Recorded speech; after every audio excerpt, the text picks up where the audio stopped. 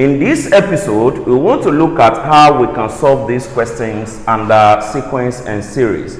And to be precise, these questions falls under what we call geometric progression. Let's see how we can answer question number 1. All right, from question number 1, we have been told that the sum of the first term and the third term of the GP is 40. So when we say first, we say U1, all right? And sum means addition. So we are going to add the first term and the third term, then we equate it to 40 as we can see here. Now, we need to break this first and the third term so that we can have our common ratio and the first term, all right? Let's see how we can do it. We use our general formula in GP, UN equal to AR raised to the power n minus 1. So we are going to use this formula to break our first term and the third term down. Let's see how we can do it. So U1, our first term represents the n here. So we say AR raised to the power 1 minus 1, all right? So we have AR raised to the power 0. Any number raised to the power 0 is 1. So therefore we can say our first term should be equal to what? A, as we can see here.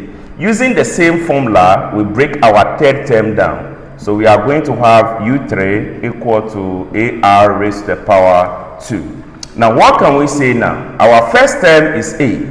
Our third term is AR squared. So we can say A plus AR squared should be equal to 40. Alright? What next?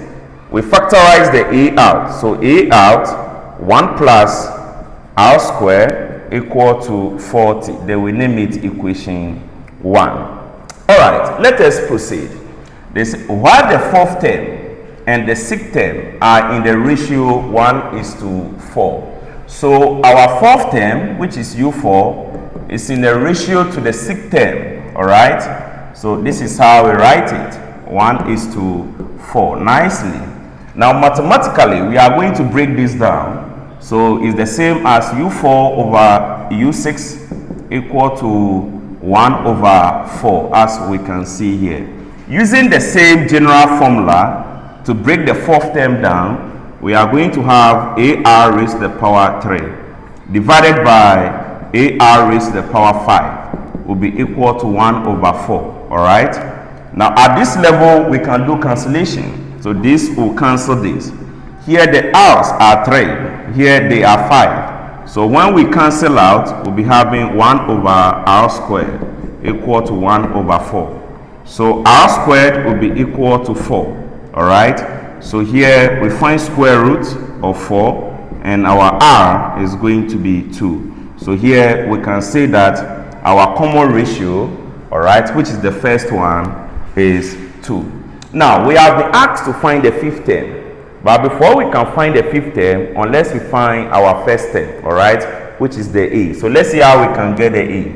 Now, if our R equal to 2 from equation 1, anywhere we see R, we are going to put 2 there. So we have 2 squared here, all right, equal to 40. Then what can we say? We have A here, all right. When we break this down, we are going to have 5. So we have 5A equal to 40. Here by 5, here by 5. So here our A is going to be what? 8. Now that we get our A, we can now get our fifth term that we are looking for. So our fifth term is going to be AR raised to the power 4. So we can break it down nicely. Our A is 8. Our R is 2, all right? So 2 raised to the power 4. Nicely. So we have this 8 times what? 16. All right? And our fifth term is going to be 1 to 8. So this is what we will have from question 1. Use the same concept to solve question 2 and question 3, and put your answer in the comment section. Thank you.